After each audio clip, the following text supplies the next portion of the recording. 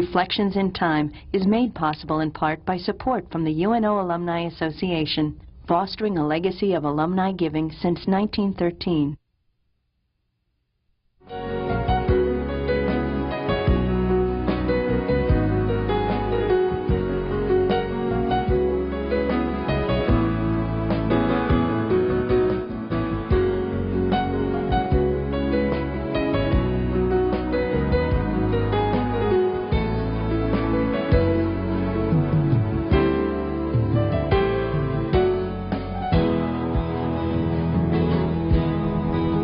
The interview series, Reflections in Time, was begun by the late Professor Paul Borghi 25 years ago. This new series continues Paul's work and is dedicated to his memory. My name is Jack Newton. I'm retired now, but I'm still active as a professor emeritus. I've been on the faculty of UN Omaha since 1960 and served for 20 years as Dean of the College of Arts and Sciences. I worked closely with Professor Borghi in the development of his original interview series, and I can think of no more fitting tribute to him than to continue this work. Well, it's a bright, sunshiny day at the beginning of December. The year is 2004, and I have in the studio this afternoon as my guest Dr. Bob Bernier. Bob, welcome. Hi. Glad to have you with us. Thank you. We're going to find out something about you today and find out what you've been up to over the years that you've been here. And I think we'll have a good time doing it. Okay. Let's start in talking about you. And I've known you for a long time, but I don't think I've ever heard about your roots. Where do you come from? Where'd you go to school? I come from Canton, Ohio. My parents owned a construction company there, and I grew up there, went to high school there, and went to college at Kent State University, which is 30 miles north of Canton. Well, that answers a question I was about to ask, and that is, how come you picked Kent State? I think it's because it was close. It was close, that's right. And I wanted to study journalism at the time, and it was the, at least then, the 7th ranked journalism school in the country. Wow. So I thought it was a convenient and good choice. Well, I went to graduate school in Ohio. I went to the Ohio State University, as they say. So I'm somewhat familiar, at least, with the geography of the place, and it's a nice state. I've always enjoyed going back there. And I enjoyed the years that I lived there too. So you went to Kent State and you majored in journalism. Yes. And graduated in what year? 1971. 71. And then what did you do? The first thing I did is I spent 18 months on the road as a field man for a national fraternity. Sigma Tau Gamma, and that's the first time I came to Omaha. There was a chapter at UNO, and then I went back to Ohio and I worked for a daily newspaper in Worcester, which is a town of about 28,000. Rubbermaid is headquartered there. There's a College of Worcester. Smucker's Jellies and Jams is there. So it's a little industrial town, about 30 miles west of Canton and 30 miles southwest of Akron. And I worked there for almost 2 years as a general assignment reporter. You didn't, so it was a general assignment. You didn't specialize in any particular area? Actually, the College of Worcester was part of my beat. The Ohio State Agricultural Experiment Station, which is in Worcester, was part of my beat. Juvenile Justice was part of my beat. The County Health Board. So you got to see a lot of different things. Right. Sounds like, well, it sounds not too atypical for a beginning reporter. Right. You get all the things that nobody else wants to do, maybe. Right. Well, you said you saw Omaha as part of your first job there with traveling around. What brought you here, though, finally? And when did you? What year was it you came here? 1973. 74. 73. Okay. What brought you here? Ron Roskins was an advisor to the fraternity when I was in the fraternity at Kent State. He was another Kent State person, right? And he was chancellor here, and he asked me to come and work on his public relations staff. Ah. Well, we had a regular Kent State mafia back then, didn't we? Ron Beer. Ron Beer was here, and trying to think of who else. But I know at least those two. And we have a number of faculty members. Actually, Bob Welp was from Kent. He went to got his master's degree there. Yeah, and Norm Hamm in psychology, and several others. I just can't think of them offhand, but I know there were quite a few who came about that time. So you worked then in university relations. What did you do there?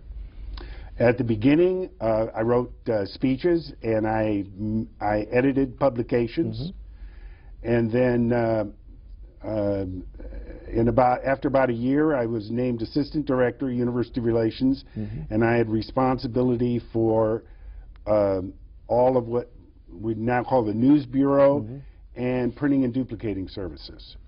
Back then, university relations included not only the public relations part, but the printing and duplicating services and university television. And there were two assistant directors. One was responsible for university television, and the other was responsible for the printing and duplicating. Yeah, I remember when they achieved that amalgamation there and moved all those things together. That was Charlie Hines. Charlie Hines was yes. He was a director when you came here. Tell us a little about Charlie. I remember him very fondly. Charlie actually did quite a lot for this campus. Yeah. He was very knowledgeable. He in both public relations, having been editor of the Sun newspapers of Omaha, and in politics, having been the executive director of the Democratic Party in Nebraska. He gave me my first real instruction on how to get along with politicians and how to provide information that people want. He was always extremely responsive to any news media and outlet, and always had the best interests of the institution in the forefront. He is the one that initially suggested our first capital campaign in terms of raising money. So Charlie did quite a bit here. Yeah, he ended up as here as the executive assistant to the president, or sort of the chancellor or something like that. Actually, he left the chancellor's office and went to the first time the University of Nebraska Foundation established an office in Omaha, which was 1981. Charlie went to work for the foundation, and then he left that job maybe a year or two after and went to Kansas State University, where he was assistant to the president there. Yeah, I've always regretted that we never caught, that Paul Bernier never caught Charlie for this series, because he would have been a great person to interview, since he was so much involved in so many different things that were going on at especially at that time, because UNO was just being accepted really as part of the system. I would just love to be able to get him back here sometime and talk about old times with him. That would be neat. So we learned from you a little bit just now about what university relations was like back then. What was the campus like? Can you remember back that far? Was it that wasn't too long after we joined the state system, just a few years. Yes, and we still had a campus that was full of Quonset huts and temporary buildings.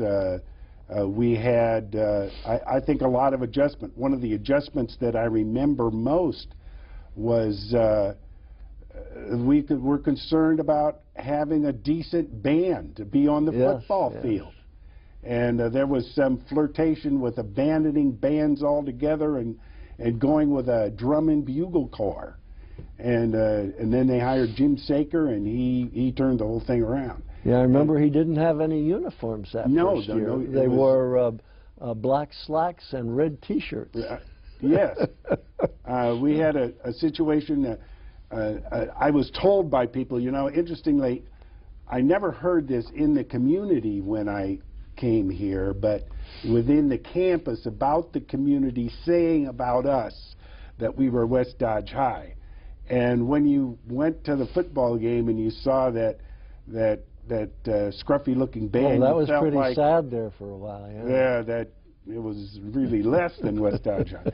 And so there's been quite a transformation that has occurred over the years, and I think that the work that Chancellor Weber did in landscaping this campus is one of the more important things that were done during his tenure.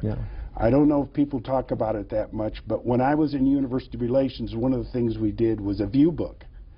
And we realized that, we read studies, that the third most important thing to a student selecting a college to go to is the way the campus looks. And so by transforming the campus, I was just in a meeting the other day with some business leaders in Omaha talking about their impression of the quality of UNO. And to a person they said the quality of UNO is much better than it used to be. And so we asked, why is that so? Why do you say that's so? And every one of them talked about the buildings, talked about the campus. It looks like a university now. Well, it's interesting. I remember when, I'm trying to remember which architectural firm it was, but I frankly thought it was next to impossible to make this campus into something like you just mentioned. Because the traditional way is to build around a quadrangle, you know, and so many college campuses look that way with a square in the middle and buildings built around it. But you couldn't do that here. It wouldn't. The geography didn't lend itself to it. Lend at all well to that. And so some architect, bright guy must have been, I'm trying to remember who, came up with the idea of this campus spine. And you run the spine through the campus, and then you run the buildings off that. I think it's a very good job, and you know, in my current position, I've done a lot of accreditation reviews at a lot of campuses, and this is a darn good looking campus compared to many of them. Well, it was always a pretty campus. When I'm trying to recall back in 1973-74 whether what it looked like. That we had the business administration building up then. The business administration building went up in '73. It was just opened. But before that, we had that huge expanse of green space and trees in front of what used to be called the administration building, now Arts and Sciences Hall, and it was very pretty. But you're right, it needed something more, and it got it with the new buildings and a definite plan for what the campus should look like. And then that circulation road, that was Chancellor Weber was largely responsible for that. I remember, what was that, the Diamond Jubilee year, I think, wasn't it? 75th anniversary back. I have to add that together and see what year it was. It was 1908 plus 75, whatever that comes out. And that was the campaign that Charlie Hines suggested, the Diamond Jubilee campaign. And that really did a lot. So we've, where was the University Relations office back then? It was on the east side of the what's now Arts and Sciences Hall on the second floor. It was on the north end of that wing. Okay, We were on the... You must have been right near my office. Yeah. Yeah, okay, because I was dean starting in 1973, and my office was on the east side of the second floor too. Okay, I'm beginning to remember. Right, we were on the west side of the hall. Right. And graduate studies was on the east side, and I think you were on the east side of the hall. Yeah. You didn't have a whole lot of space there, did you? No. University relations has never been adequately funded on this campus, I can tell you that.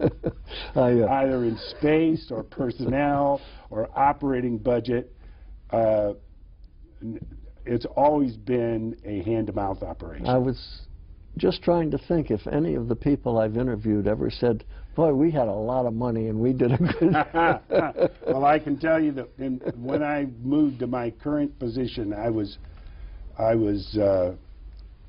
much gratified. In fact, a couple years after I got my current job, I went ahead and bought University Relations a Gebby directory, which is simply a directory of the television, radio, and newspaper outlets in the country, because when I was there, we could only afford to buy that directory every other year. That's funny. So. How many people were working in the office back then? You and Charlie Hine, I know. Yes, Tim Fitzgerald. Tim. Right. And we had a secretary. Tim was a photographer, and we had one other person in that position who was a kind of a news writer, and that position changed several times. So there were 5 of us altogether.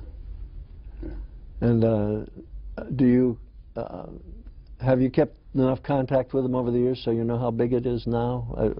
No, I wouldn't. I didn't expect you would, but I thought maybe there was a slight chance. That I know it's a lot bigger. Yeah. Yeah. And they do different. They have different things assigned to them now too. Okay.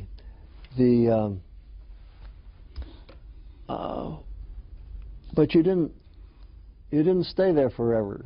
You moved out of university relations and went over to the College of Business Administration. How did all that come about? Well, I was looking to move up as young people do and to get a little bit better position and a little bit better pay. And so I took the Master of Business Administration program here in the evening, and I graduated from that program in 1978. And then I had taken the specialization in finance, and my idea was that I would transform myself from being just general public relations to being in financial relations. And I went home every summer to visit families, and I knew there were a lot of corporations headquartered in the Cleveland, Akron, Pittsburgh area. Sure.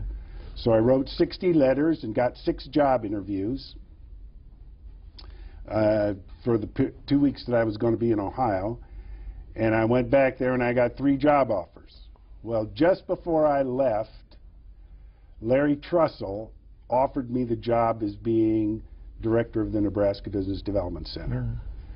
And I can tell you, I remember I was making, this is 1979, I was making $17,000 a year at University Relations, and Larry offered me 27.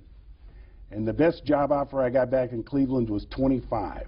So I said, okay, I'm going to come back to Omaha. And it was a good decision. The best job offer I ever got back east was with Jones and Laughlin Steel, which doesn't exist anymore.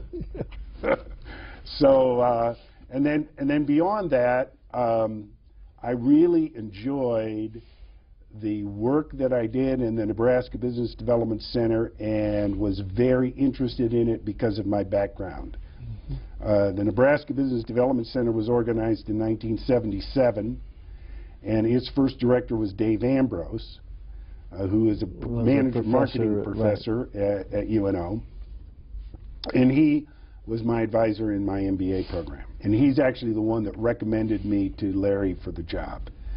And Dave wanted to go back to teaching and research. And also, he didn't tell me this when he recommended me for the job, but the federal program that it was funded out of was in severe danger because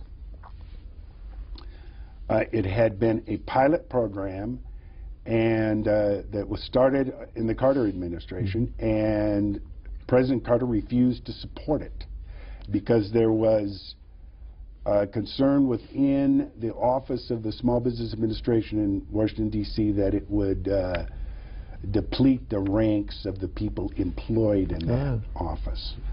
And so when I first got into the program, there were only 9 schools in the country that had small business development centers. And so I was kind of immediately thrust into the role of going to Washington and lobbying for the continued survival of the program, and really through 2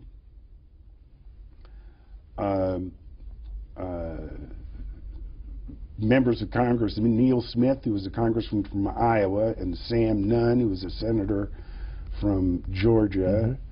It got approved and passed, and President Carter signed it while he was trying to win friends to get reelected.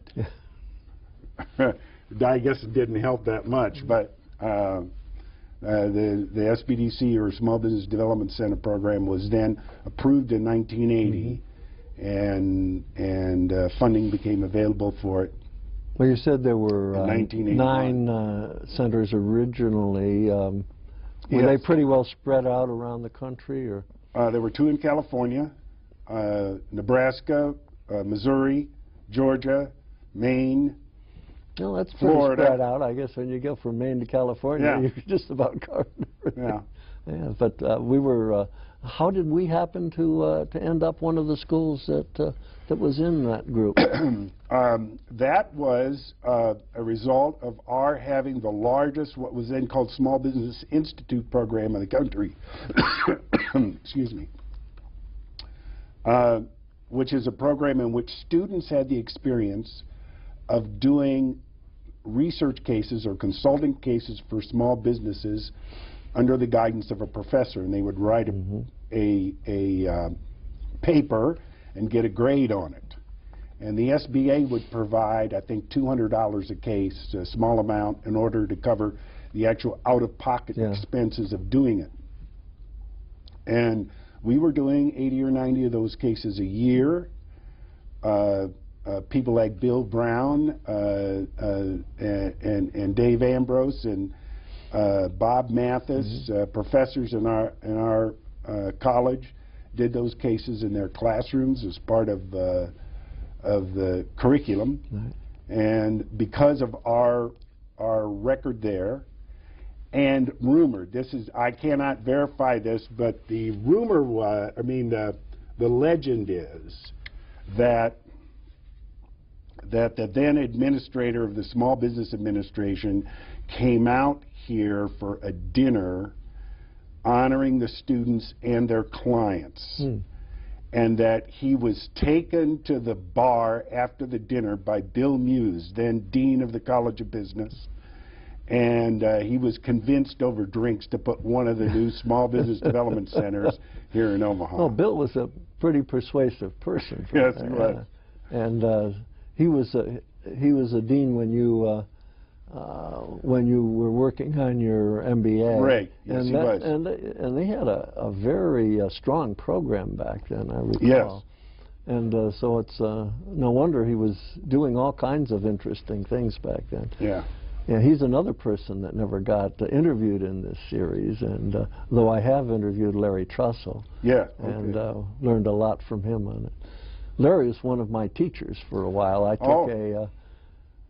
took when I first became Arts and Science Dean, I decided I'm going to have to work with finances, so I better learn something about accounting. Of course, yeah. And so I signed up for an accounting class, and lo and behold, Larry was the teacher. And I don't know, and I, knew Larry otherwise, and I don't know which of us was more surprised when I walked into that class. But I had a lot of fun and learned a good bit too. So Bill was the dean, and Larry was assistant dean. Right. When associate dean then. Associate dean when when Bill left, Larry became the dean, and actually I was Larry's first hire as dean. Ah, interesting. Yeah. Well, no, and I say still his best hire. Well, fair enough. You've got the title now, Assistant Dean of College of Business Administration. That's one of your titles, I think. Yes. Do you do anything with that, or does that just go along with the NBDC, Nebraska Business Development? Largely it does. When Stan Hilly was Dean of the College of Business, we were in some personnel questions about where I fit in the administrative ranks, questions which had not been resolved since the day when the union won recognition on campus. And so Stan's solution to that was to create another assistant dean slot and to make me an assistant dean. And actually, the Nebraska Business Development Center is about a third of the college. If you take the College of Business Employment and Budget, it's about a third of the college. Somewhere along there, you earned a doctoral degree. Yes, that's something I wanted to do for many years, but for many years, or from the time that I became involved in the Nebraska Business Development Center until, the mid-'80s, we had a subcontract for the University of Nebraska-Lincoln College of Business was a subcontractor to us. And I didn't feel comfortable, and I didn't think they would feel comfortable me being a student down there and their being a contractor to us. So I didn't pursue those, and then when the UNO got the PhD program in public administration, I decided to go ahead and pursue a PhD in public administration. It took me a couple years to convince them that I was fit for that program, but it was very beneficial to me because there was a tendency there, and there's a say, well, you're in business, but that kind of confuses me with my clients. I actually run a public program. Yes. So I am a public administrator. Well, there's sometimes an interesting interface between public administration and business administration. Well, yes. The public sector and the business sector. And actually there's got to be a lot of overlap. The core literature in public administration and management is pretty much the same. Yeah. Probably in industrial psychology as well. Right. So that worked out pretty well for you, but it must have been a pretty hard job to, as I imagine you keep pretty busy doing your full-time job and then doing a doctoral degree on top of that. That's not easy. It was interesting, though. No, I had no social life for about 4 years. But no, just so that our audience understands that the public administration program is a program which exists on this campus. Yes. And not, it was one of the early doctoral programs that's taught mostly, or almost exclusive, I guess exclusively by the faculty on this campus. Although there is, is that one of the programs we have statewide responsibility for? Yes, Public administration. And there is a Master of Public Administration program at Lincoln that we actually run. UNO actually has a Master of Public Administration program in Lincoln. But the PhD program's here, all the faculty are here, and actually we have a pretty well-regarded public administration department with a national reputation. Yeah, sure. and people. I was very pleased with the program. Yeah, and it's so all of our graduate degree programs are officially University of Nebraska programs. There's Right. no such thing as a UNO graduate degree or a University of Nebraska Right. Lincoln graduate degree or Kearney graduate degree. They're all University of Nebraska graduate Right. degrees, but they may be taught and administered pretty much on one campus or another. And public administration is done 100% here. Is done here. Mm-hmm. Yes. Good. So now, people who've been listening to us understand perfectly what we're talking about. Well, let's. We've mentioned quite specifically the Nebraska Business Development Center, and you told how it got started and so on. But I think maybe it's time we talked more about it and got some feeling for just what it is, what it's the sorts of things it does amount to, and you know, where you get your money from. We know that you've had some money originally from the federal government, and I presume some of that still continues. Let's talk about it a little bit and let people know what it's all about. The Nebraska Business Development Center started out under a program of the U.S. Small Business Administration called Small Business Development Center Program. And the purpose of that program then and now is to provide management and technical assistance to small businesses or potential small business owners. So we do things like teach people the basics of business management, help them put together a loan package to get a loan for their business, do market research, do a business plan, And you organize say their you management. teach people. What people? Who are you talking about? Usually they are people who want to start a business or acquire a business or are in business already and just need more knowledge. Mm-hmm. So I like to say, and in fact the SBDC program was envisioned this way, we're like the extension agents to small business instead of the extension agents to ag business. Okay. So if you and that's what we do. There sometimes is a presumption that small businesses just happens, and that's why I say I found that I love this job, because having grown up the son of a home builder, I know that small business doesn't just happen. It takes a lot of study and a lot of hard work, and can involve a lot sometimes of if they pain. just happen, they don't last long. Right. Right. And especially in an economy as complicated as the United States economy, with the tax laws, the licenses, the employment laws, all of the regulations that exist in a sophisticated Western economy, you have to know a lot in order to operate a business successfully. So that's the kind of assistance that we provide. And in doing that, we help businesses get started in a material way. So that I think that my last report this year is that we have about $20 million in loans that we actually helped get for small businesses in Nebraska. That You don't make the loans, but you help them get. No, but we put together the loan package. We design the loan so it can be accepted, that it's bankable. Yes. Either as a conventional loan or as an SBA 7J loan or as an SBA 504 loan. We know what the rules are. We know what the tests are that banks use.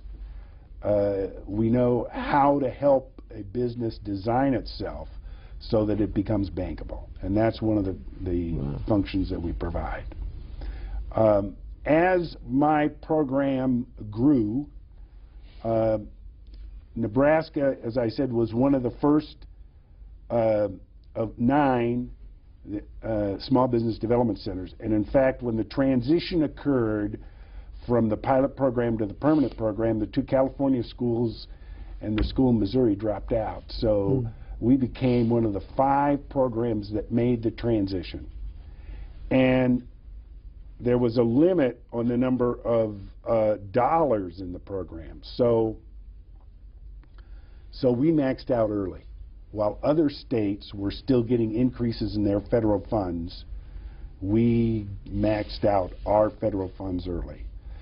So I have worked hard to supplement those.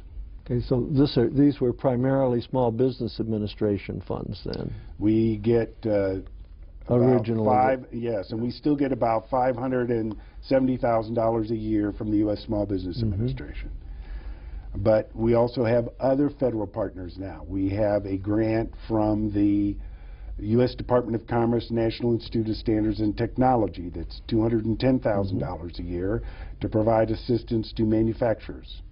We have a grant from the Department of Defense, Defense Logistics Agency, of $327,000 a year to provide assistance to businesses that want to get contracts with the federal government. We have 2 contracts that total about $190,000 a year from the Environmental Protection Administration to help businesses and manufacturers decrease their pollution. And then we have a fee-based program. Our technology training program teaches people how to use computers, and we generate about $750,000 a year on that program. And then we have a state-aided budget now, which is $570,000. So when you put all of that together, we have enough money to do, meet the needs of, not all of the needs by any means, but substantial number of needs across Nebraska. And many different kinds of small businesses, really. It's not just... And locations. Right. Oh, and that's right. You have the title State Director. That's right, and that's because we have an office in Omaha, at UNO, and we have one in West Omaha at Old Mill. We have an office in Lincoln, Wayne, Kearney, North Platte, and Scottsbluff. And we have a manufacturing extension office in Norfolk. How big are these other offices around the state? Are they employ a lot of people? No. Lincoln has 3 people, Wayne has 2, Kearney has 2, and the rest have 1. When they all have access, though, to the same resources, all of the same things that you do here in Omaha, they can do in the other parts of the state, too. That's right. So you can help them get bank loans out in North Platte as well as you can in Omaha. And one of the things, the procurement program, one of the big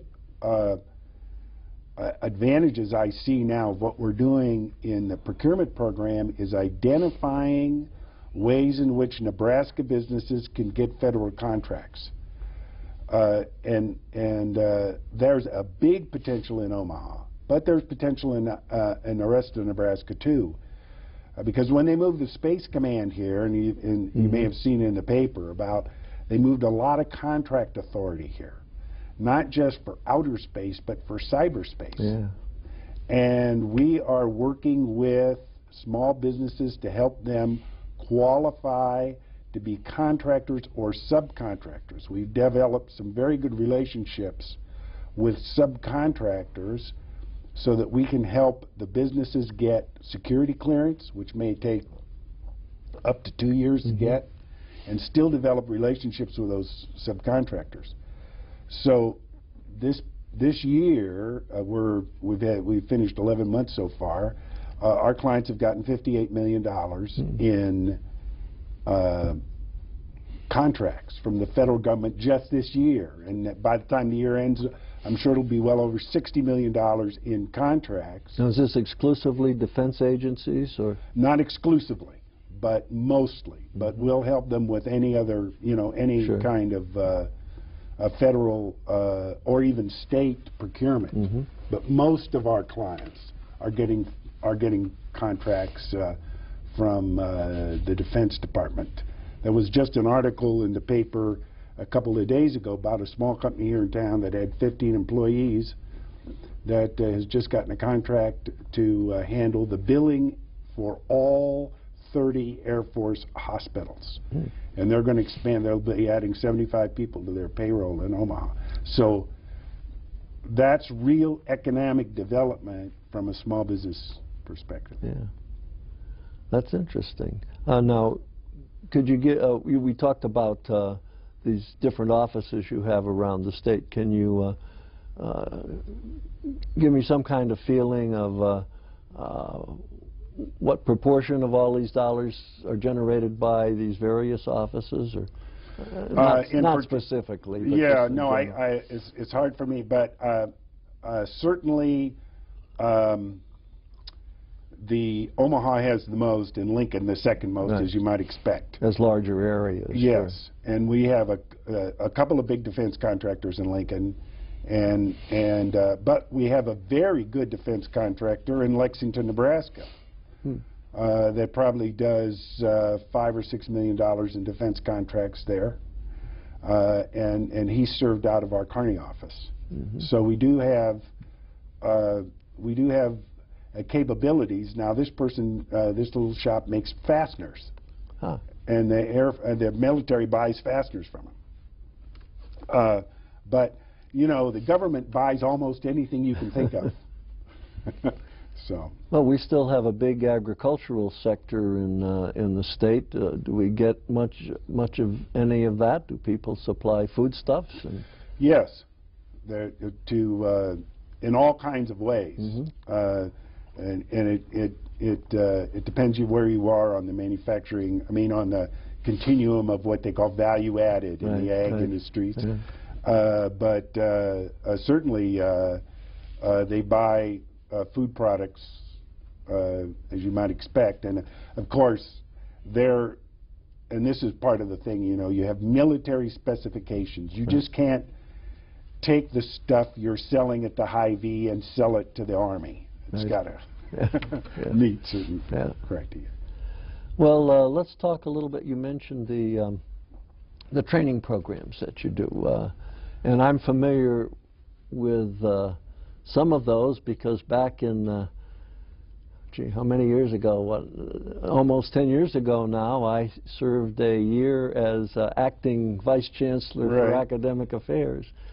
And I remember at that time you were opening up a computer training program at the Nebraska Furniture Mart. Do you still have that, or? No. Our computer training program actually began in 1983, and we started it downtown. And then we did open the 2 classrooms at the Furniture Mart. And we were doing, in those days, about $1.5 million a year just in computer training. But the bottom fell out of that with the .com bubble bursting. And frankly, with Microsoft not updating its Windows very substantially, its Windows software programming. So people didn't feel the need to continue to get trained. So now we have modified our programs responding to the market, and we still train in many of those areas. In fact, in much more advanced areas of computer technology than desktop. But we've also added management training.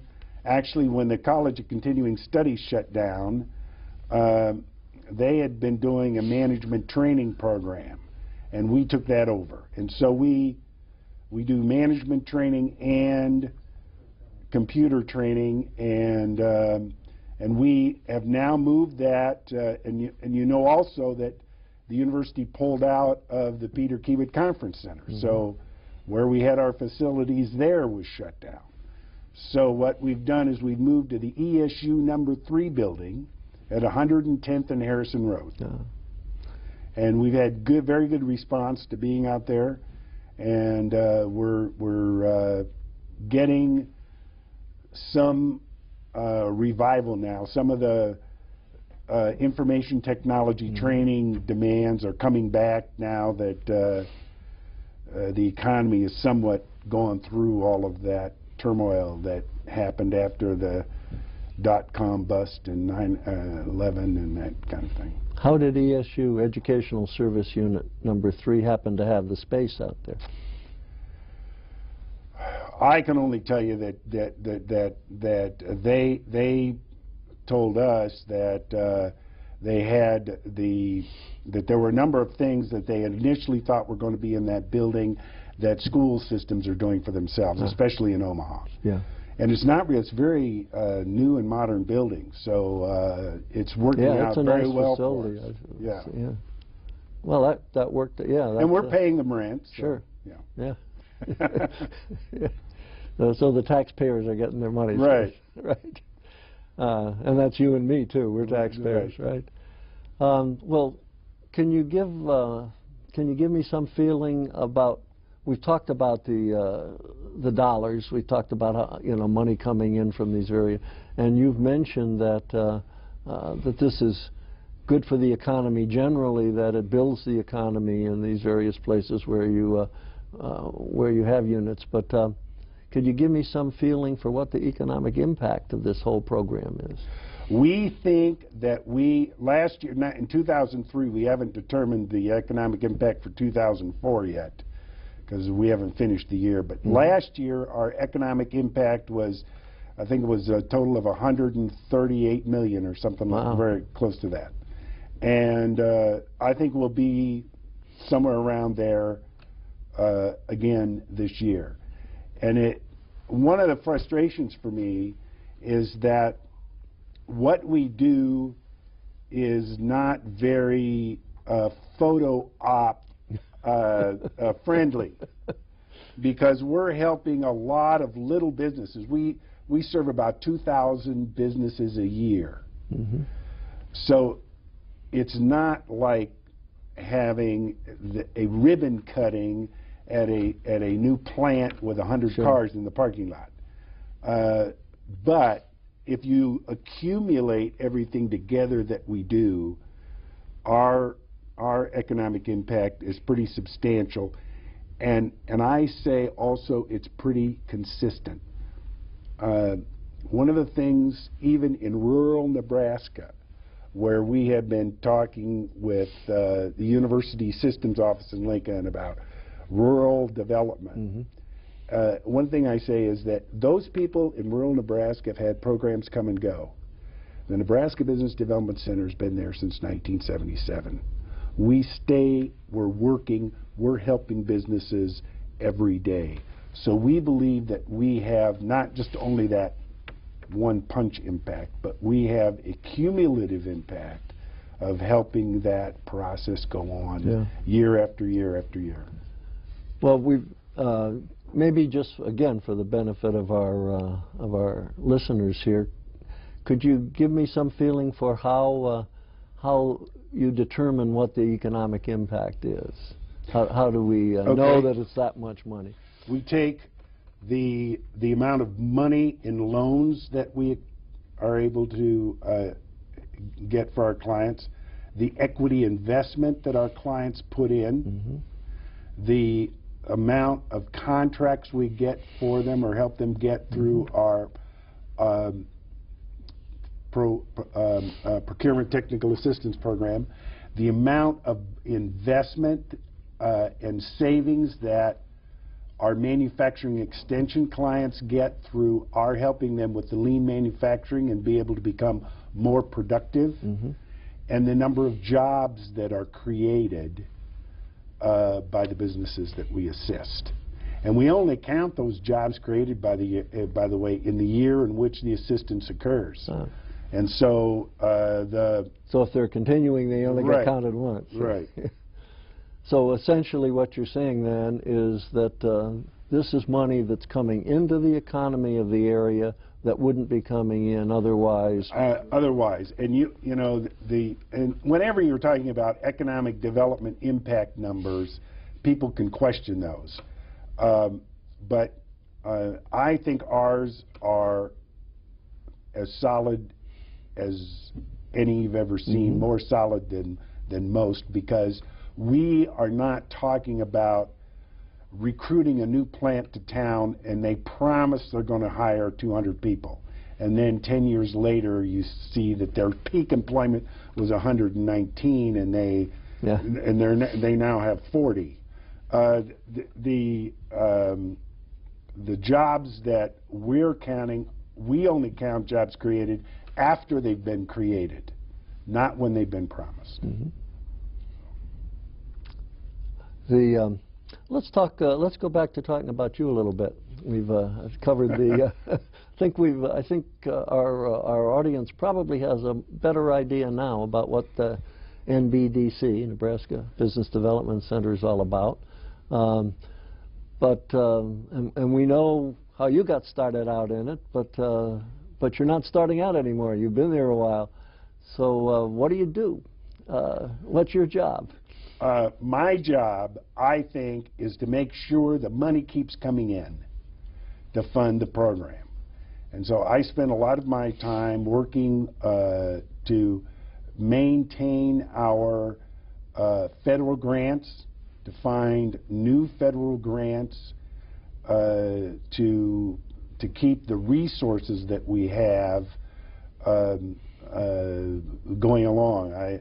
And the pressure on that, you know, continues because once you get a federal grant for $100,000 or $200,000 and you hire a couple of people, then you don't want to have to fire them the next year because you couldn't get that grant again. Yeah. So you have that continuing pressure to make sure that you're out there getting the revenue stream that you need to keep the program going. I also spend time in relationships with other people in the economic development field, in managing. We have 56 employees, managing the 56 employees, developing our systems. We are able to tell you the dollar value of what we do because we keep good records. And that MBA in finance came in handy after all. Right. So those are other things that are involved. It's like any other job, I guess. But what I really want to do and really like to do is to envision new ways in which we can achieve what we're doing in a cost-effective manner. One of the things that's occupying my mind right now is how we serve rural communities in Nebraska. Because we can't afford to put an NBDC office in every small town of Nebraska. So I have developed a prototype now in Geneva, Nebraska, of a franchisable small business development system where a community could decide that they want to have a small business development program in their community and have from us a kind of turnkey system where they don't have to hire an MBA to come in and do it. They can use local resources and then employ our NBDC regional centers when they need a loan package done or a 504 loan put together or a procurement technical assistance project that they can access us and that they can access any other programs in Nebraska that provide assistance like the Cooperative Extension Service or microlender or whatever. And so that's the current well, you used the word franchisable. That kind of conveys the implication, at least to me, that this might be a for-profit operation. Well, yes, except that whenever we get involved in these rural towns, they don't have any money. And then if you're going to give the service away, if they're going to give the service away, somebody has to come up with the money to pay for it. So what we're saying is that you will pay for your own staff and employees, and then somehow we're going to have to find the resources to pay for the assistance we provide you. And for each town, that might be, I'm thinking right now, somewhere $25,000 to $50,000 a year. And what a franchise does is it doesn't just provide a name and the design of a building. It provides a system. It's like my nephew was employed by a restaurant chain when he was in high school. And I remember talking to my brother, now how can he be a chef? He was supposedly a cook at this restaurant. He, you know, he can't boil an egg. And he said, no problem. When the order comes in, you take the tray out of the freezer, you set it on the conveyor belt, and when it comes out the other end, it's cooked to the... Well, that's the kind of system I would like to have. I would like to have a system where when it's set up in the community, they don't really have to know anything about small business development. We'll create the system. Well, we've only got a couple minutes left here, Bob. We've talked about a number of people along the way here. Spent a little time talking about Charlie Hine. We mentioned Bill Muse and Larry Trussell and some others. Is there anybody we've forgotten who's been important in your operations that we ought to mention, or people that you've known outside of your open that you'd like to mention? There's a couple. Sterling Kent was my associate director from when I started in 1979 until he died in 1989. Was a former president of the Association of Chamber Executives in Nebraska. He was a UNO graduate, but he had been the chamber executive in Beatrice for years before he came to work for us, and who taught me a lot about the environment of economic development in Nebraska. Leon Millibar, who is my current associate director, who took Sterling's place, and who does a lot of that bookkeeping, managing all the information that we talked about, and in fact, that's the kind of detail I don't really like to do, but Leon does a good job of. And Donna Hoskinson. Donna Hoskinson was a secretary for me, but actually I hired her out of the UNO accounting department. Because when I first started out in this job, I was always getting myself in trouble with the accounting department, especially on travel vouchers. So I decided I was going to get somebody who knew how it worked.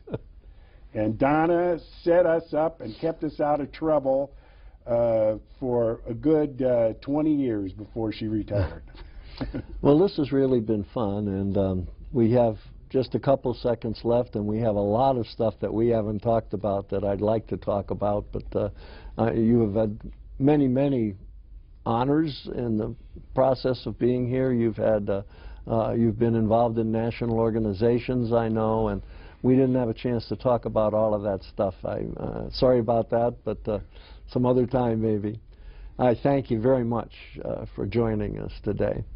And to our listening audience, thank you for joining us in a visit with Dr. Bob Bernier, a longtime administrator of the Nebraska Business Development Center at UN Omaha. We've been taking a look at some of the history of UN Omaha as seen through the eyes of those who have made the history. This is Jack Newton inviting you to join us again in the series we call Reflections in Time.